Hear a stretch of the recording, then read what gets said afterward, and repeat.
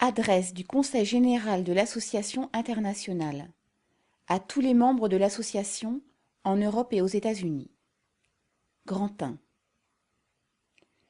Le 4 septembre 1870, quand les ouvriers de Paris proclamèrent la République, qui fut presque instantanément acclamée d'un bout à l'autre de la France, sans une seule voix discordante, une cabale d'avocats arrivistes, avec Thiers pour homme d'État et Trochu pour général, s'empara de l'hôtel de ville. À cette époque, ils étaient imbus d'une foi si fanatique dans la mission de Paris de représenter la France à toutes les époques de crise historique que, pour légitimer leurs titres usurpés au gouvernement de la France, ils crurent suffisant de produire leur mandat périmé de représentants de Paris. Dans notre seconde adresse sur la récente guerre, 5 jours après l'élévation de ces hommes, nous vous disions qui ils étaient. Toutefois, dans l'étourdissement de la surprise, les véritables dirigeants de la classe ouvrière étant encore bouclés dans les prisons bonapartistes et les Prussiens déjà en marche sur Paris, Paris souffrit cette prise du pouvoir, à la condition expresse qu'il ne serait manié qu'à la seule intention de la défense nationale. Paris, cependant, ne pouvait aucunement se défendre sans armer sa classe ouvrière, l'organiser en une force effective et instruire ses rangs par la guerre elle-même. Mais Paris armé était la Révolution armée.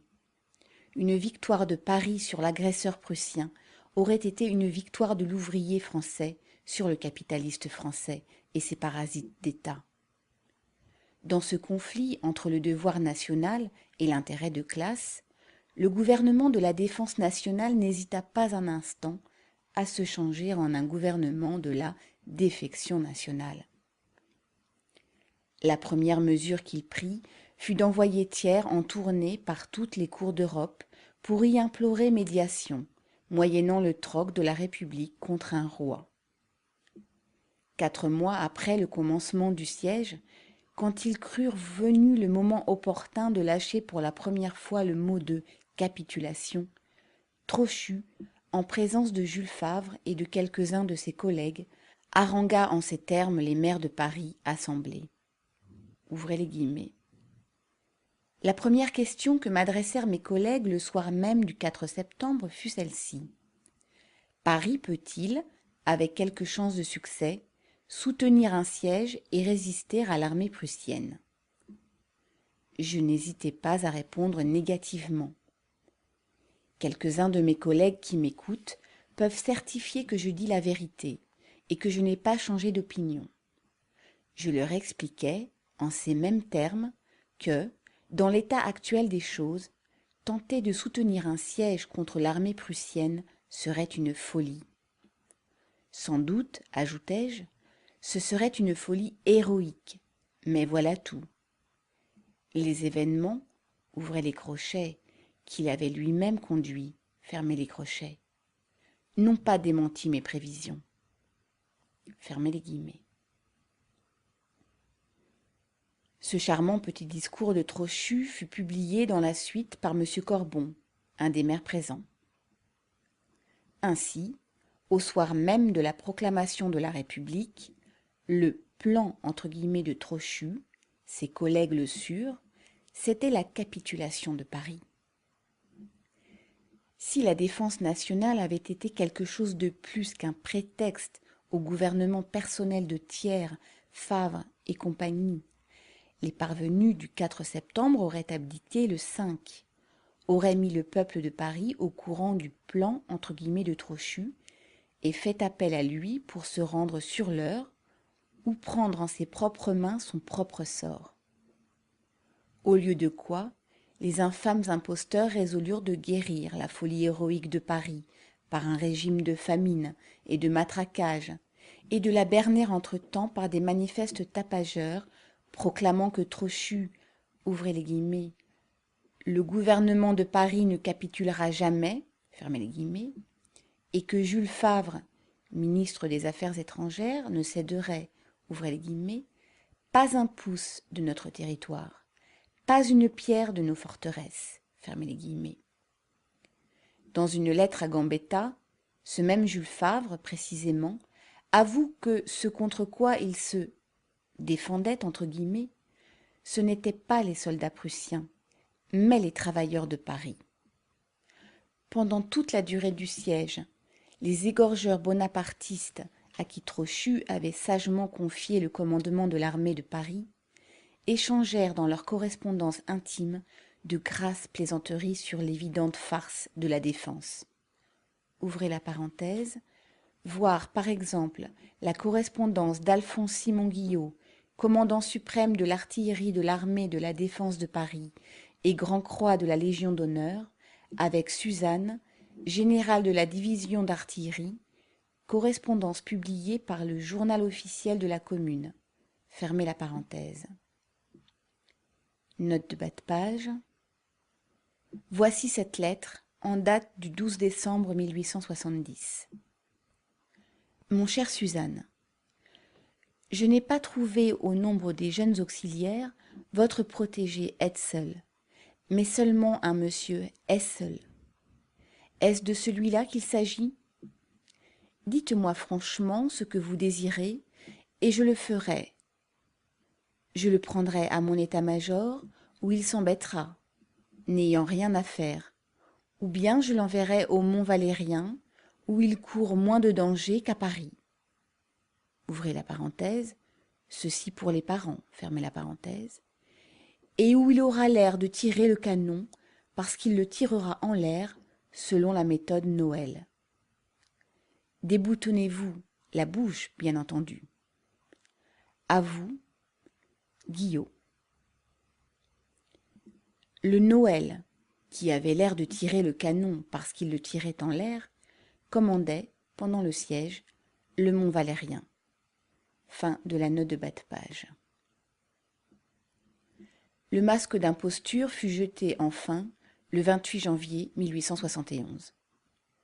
Avec un véritable héroïsme à s'avilir entièrement, le gouvernement de la défense nationale, dans sa capitulation, apparut comme le gouvernement de la France par la permission de Bismarck, rôle civil que Louis Bonaparte lui-même, à Sedan, s'y était refusé avec horreur.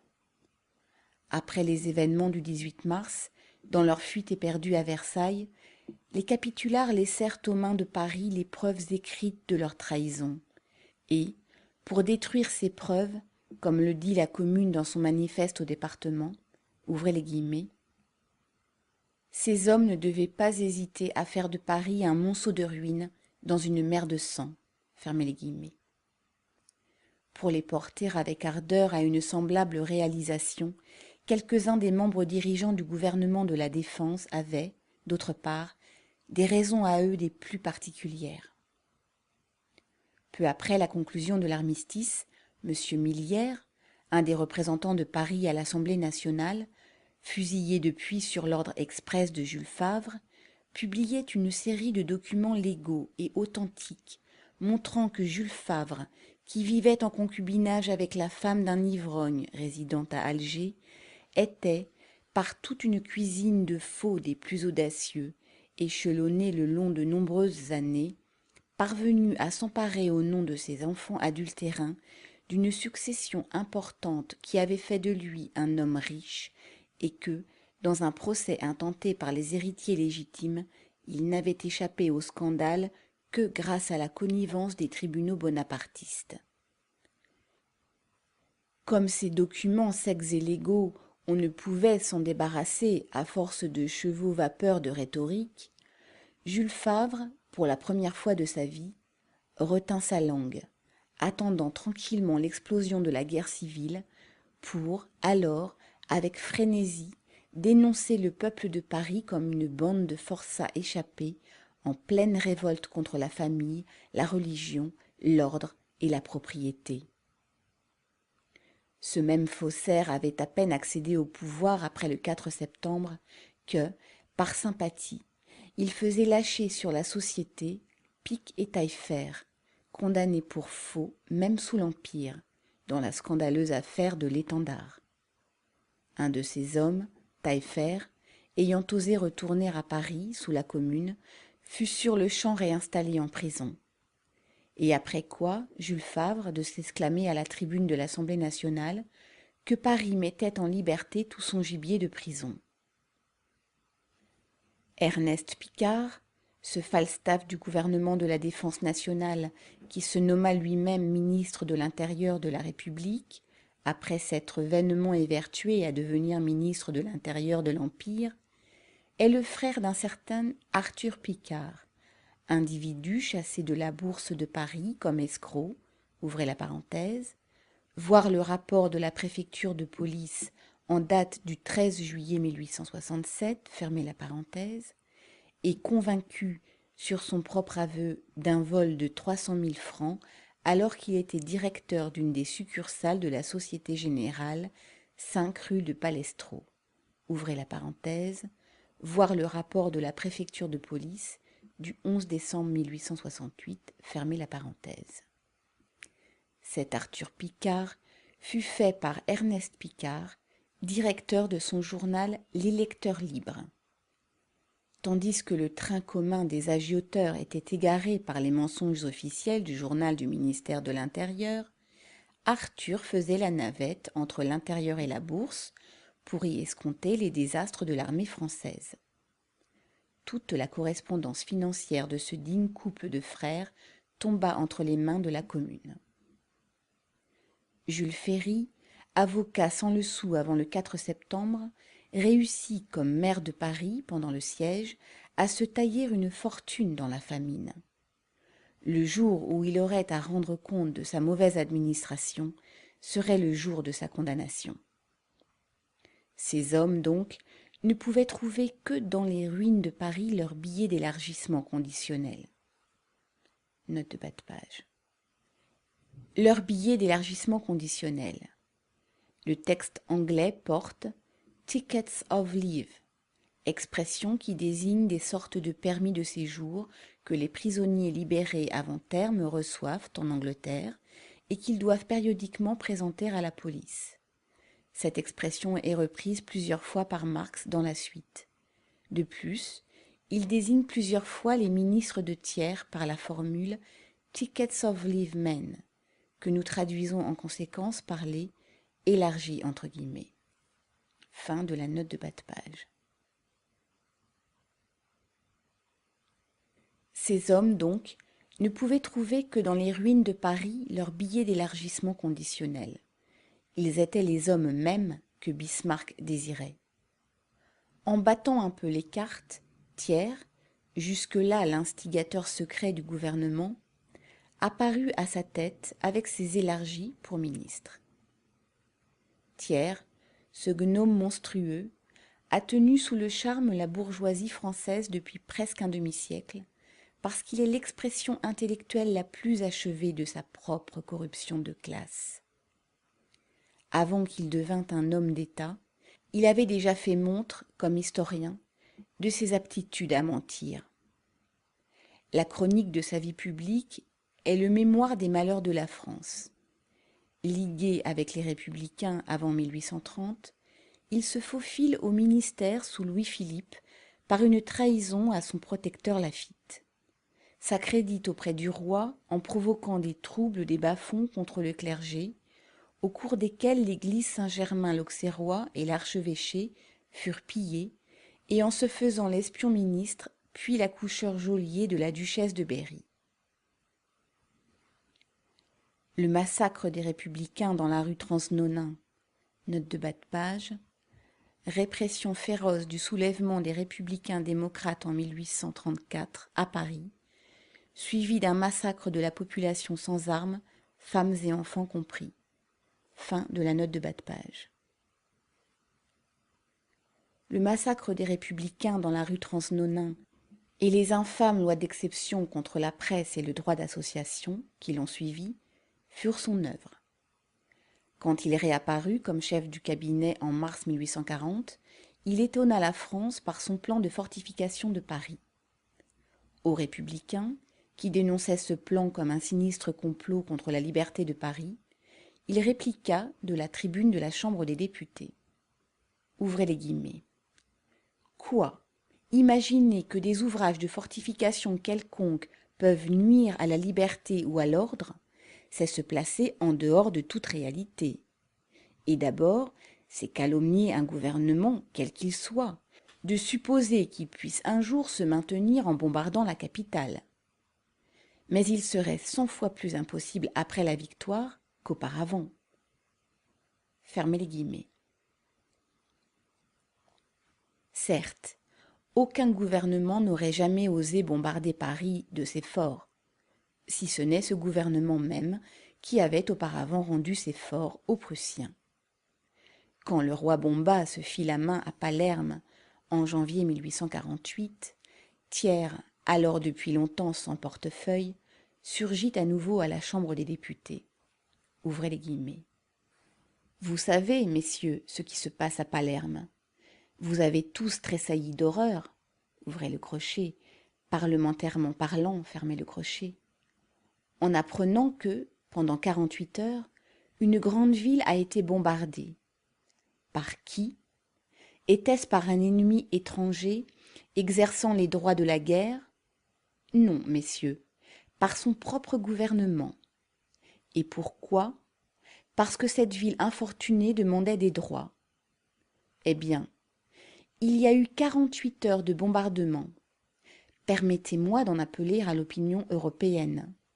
C'est un service à rendre à l'humanité de venir, du haut de la plus grande tribune peut-être de l'Europe, faire retentir quelques paroles, ouvrez le crochet, des paroles en effet, fermez les crochets, d'indignation contre de tels actes. Quand le régent Espartero, qui avait rendu des services à son pays, ouvrez le crochet, ce que M. Thiers, lui, n'a jamais fait, fermez le crochet, prétendit bombarder Barcelone pour supprimer l'insurrection, il s'éleva de toutes les parties du monde un grand cri d'indignation. Fermez les guillemets. 18 mois plus tard, M. Thiers était parmi les plus farouches défenseurs du bombardement de Rome par une armée française. Note de bas de page. Une armée française fut envoyée en avril 1849 pour protéger le pape contre la révolution italienne. Le bombardement de Rome fut une violation scandaleuse de la Constitution française qui stipule que la République n'emploie jamais la force à l'écrasement de la liberté d'un peuple, quel qu'il soit. Fin de la note de bas de page. En fait, la faute du roi Bomba ne semble avoir résidé qu'en ce qu'il a limité son bombardement à 48 heures. Quelques jours avant la Révolution de février, chagriné du long exil du pouvoir et du profit auquel l'avait condamné Guizot, et flairant dans l'air l'odeur d'un soulèvement populaire prochain, Thiers, dans ce style pseudo-héroïque qui lui avait valu le surnom de Mirabeau-Mouche, déclara à la Chambre des députés. Ouvrez les guillemets. Je suis du parti de la Révolution, non seulement en France, mais en Europe. Je souhaite que le gouvernement de la Révolution reste entre les mains des modérés.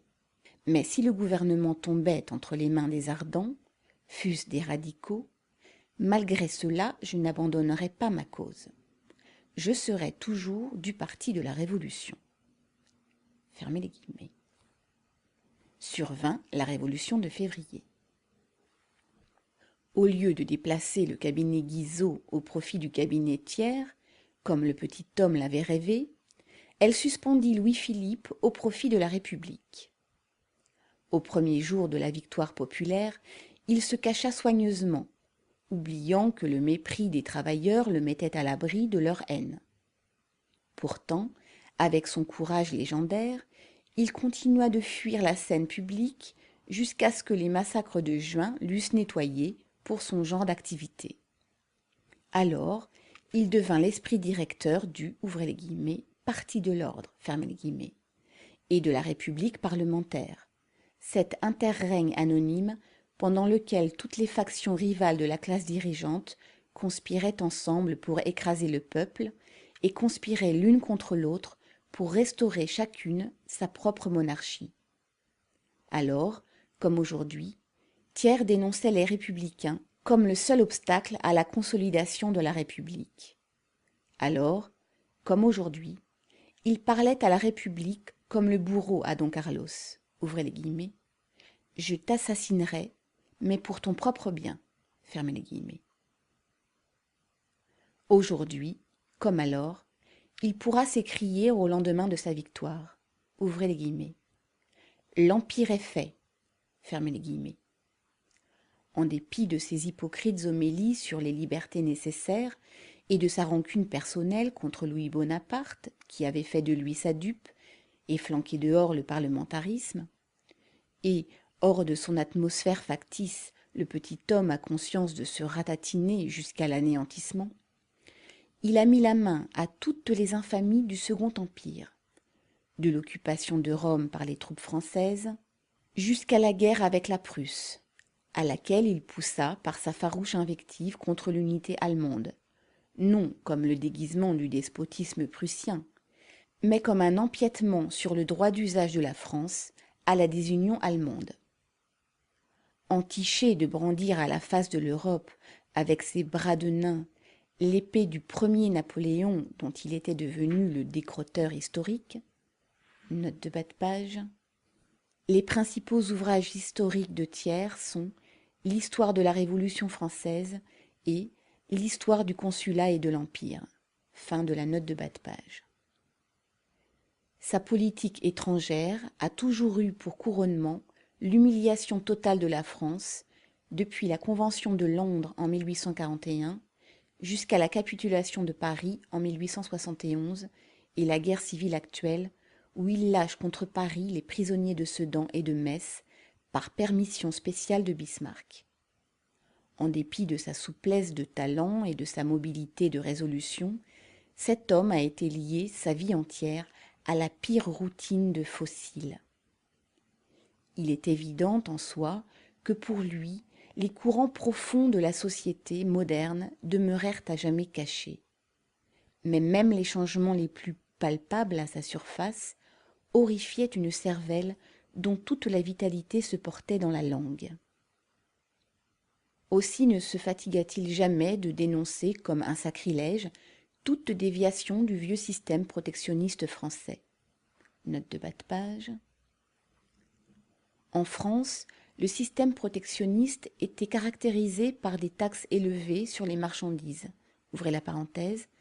Par exemple, la fonte anglaise était grévée d'une taxe de 70%, le fer de 105% de son prix. Fermez la parenthèse. Il en est résulté que nombre de marchandises que l'on ne savait pas fabriquer en France avaient complètement disparu du marché. Fin de la note de bas de page. Alors ministre de Louis-Philippe, il railla les chemins de fer comme une chimère folle. Et plus tard, dans l'opposition, sous Louis Bonaparte, il flétrit comme une profanation tout essai de réformer le système pourri de l'armée française. Jamais dans sa longue carrière politique, il ne s'est rendu coupable d'une seule mesure, si minime fût-elle, de quelque utilité pratique. Thiers n'a été constant que dans son avidité des richesses et sa haine des hommes qui les produisent. Entré pauvre comme Job dans son premier ministère sous Louis-Philippe, il le quitta millionnaire. Son dernier ministère sous le même roi, ouvrez la parenthèse, celui du 1er mars 1840, fermez la parenthèse, l'exposa à des accusations publiques de concussion à la Chambre des députés, auxquelles il se contenta de répondre par des larmes. Denrée qu'il négocie aussi librement que Jules Favre ou tout autre crocodile. À Bordeaux, sa première mesure pour sauver la France d'une ruine financière imminente fut de se doter lui-même de 3 millions par an. Premier et dernier mot de la, ouvrez les guillemets, République économique, fermez les guillemets, dont il avait ouvert la perspective à ses électeurs de Paris en 1869. Un de ses anciens collègues à la Chambre des députés de 1830, capitaliste lui-même et néanmoins membre dévoué de la Commune, M. Bellay, dernièrement apostrophé Thiers de la sorte dans une affiche publique. Ouvrez les guillemets. L'asservissement du travail par le capital a toujours été la pierre angulaire de votre politique. Et depuis le jour où vous avez vu la République du travail installée à l'Hôtel de Ville, vous n'avez jamais cessé de crier à la France, ce sont des criminels. Fermez les guillemets. Maître dans la petite gredinerie d'État, virtuose en matière de parjure et de trahison, artisan expert dans tous les bas stratagèmes, les expédients rusés et les viles perfidies de la stratégie de parti au Parlement, n'ayant jamais scrupule, une fois hors du ministère, d'attiser une révolution et de l'étouffer dans le sang une fois au gouvernail de l'État, avec des préjugés de classe au lieu d'idées et une vanité au lieu d'un cœur, sa vie privée, aussi infâme que sa vie publique, est odieuse, même maintenant qu'il joue le rôle d'un Sylla français, il ne peut s'empêcher de rehausser l'abomination de ses actes par le ridicule de son ostentation. La capitulation de Paris, en livrant à la Prusse non seulement Paris, mais la France entière, a clos la longue série d'intrigues ou de trahisons avec l'ennemi que les usurpateurs du 4 septembre avaient inaugurée, comme Trochu l'avait dit lui-même ce même jour précisément. D'autre part, elle ouvrait la guerre civile qu'ils allaient maintenant engager avec l'aide de la Prusse contre la République et Paris. Le traquenard était tendu dans les termes mêmes de la capitulation. À ce moment, plus d'un tiers du territoire était aux mains de l'ennemi. La capitale était coupée des départements.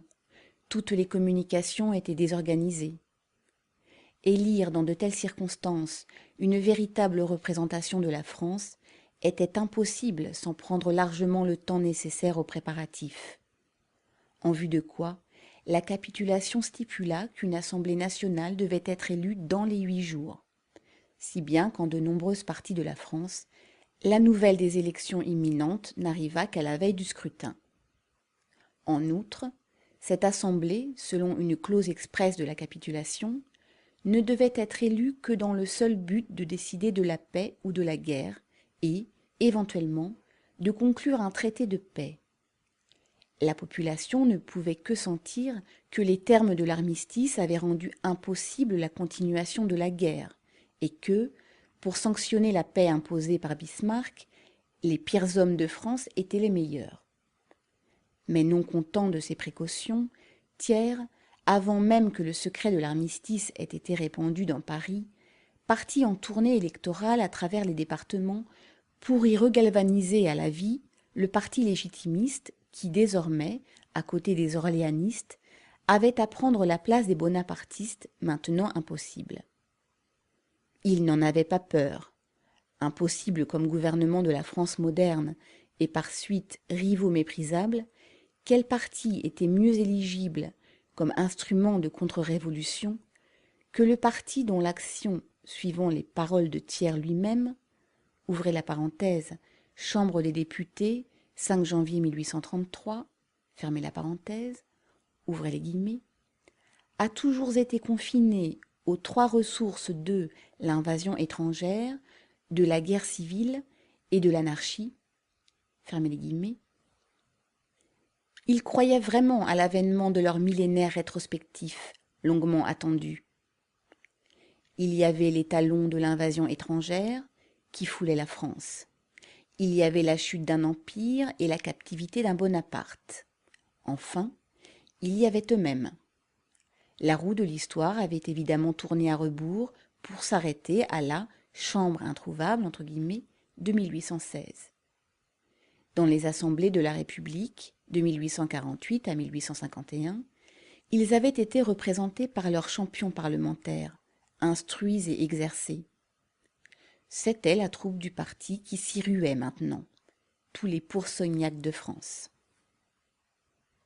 Aussitôt que cette assemblée de ruraux, entre guillemets, note de bas de page, l'assemblée inaugurée à Bordeaux le 13 février était composée en majeure partie de monarchistes avérés, ouvrez la parenthèse, sur 750 députés, 450 monarchistes, fermez la parenthèse, représentants des grands propriétaires terriens et des couches réactionnaires des villes et des campagnes.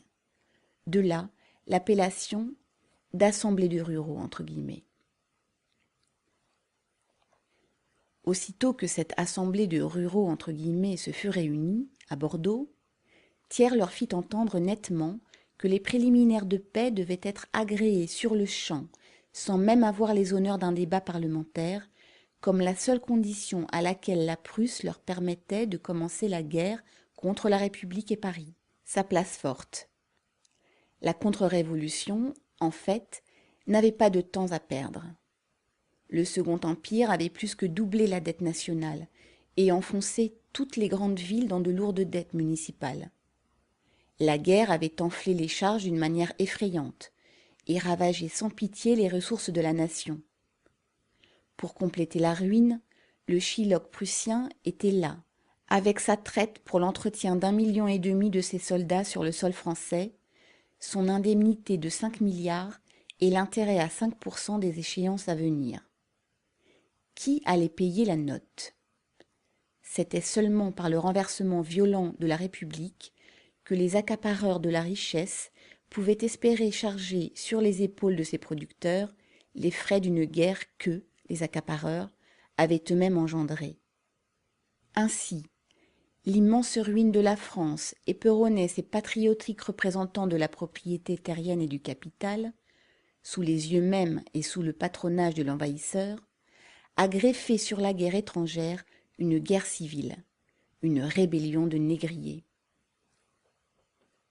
Pour barrer la route au complot, il y avait un seul grand obstacle, Paris. Désarmer Paris était la première condition du succès. Paris fut donc sommé par Thiers de rendre ses armes. Puis, Paris fut exaspéré par les frénétiques manifestations anti-républicaines de l'Assemblée rurale entre guillemets et par les équivoques personnels de Thiers sur le statut légal de la République. Par la menace de décapiter et décapitaliser Paris. La nomination d'ambassadeurs orléanistes. Les lois de Dufort sur les échéances commerciales et les loyers, qui infligeaient la ruine au commerce et à l'industrie de Paris. La taxe de Pouilly-Quartier de 2 centimes sur chaque exemplaire de toutes les publications imaginables. Les sentences de mort contre Blanqui et Flourens. La suppression des journaux républicains. Le transfert de l'Assemblée nationale à Versailles. Le renouvellement de l'état de siège proclamé par Palikao est mort avec le 4 septembre. La nomination de Vinoy, le décembriseur, comme gouverneur de Paris, de Valentin, le gendarme entre guillemets impérial, comme préfet de police, et d'Aurel de Paladine, le général jésuite, comme commandant en chef de la garde nationale.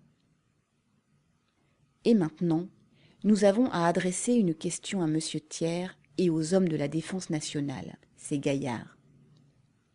On sait que par l'entremise de M. Pouilly-Quartier, son ministre des Finances, Thiers avait contracté un emprunt de 2 milliards qui devait être versé tout de suite. Eh bien, est-il vrai ou non? Premièrement, que l'affaire était ainsi arrangée, qu'une somme de plusieurs centaines de millions était garantie au bénéfice particulier de Thiers, Jules Favre, Ernest Picard, Pouilly-Quartier et Jules Simon, et, deuxièmement, que l'argent ne devait être versé qu'après la pacification entre guillemets de Paris. Dans tous les cas, il doit y avoir eu quelque chose de très urgent en la matière, car Thiers et Jules Favre, au nom de la majorité de l'Assemblée de Bordeaux, sollicitèrent sans vergogne l'occupation immédiate de Paris par les troupes prussiennes. Tel, cependant, n'était pas le jeu de Bismarck, comme il le dit, en ricanant et publiquement, aux Philistins admiratifs de Francfort à son retour en Allemagne.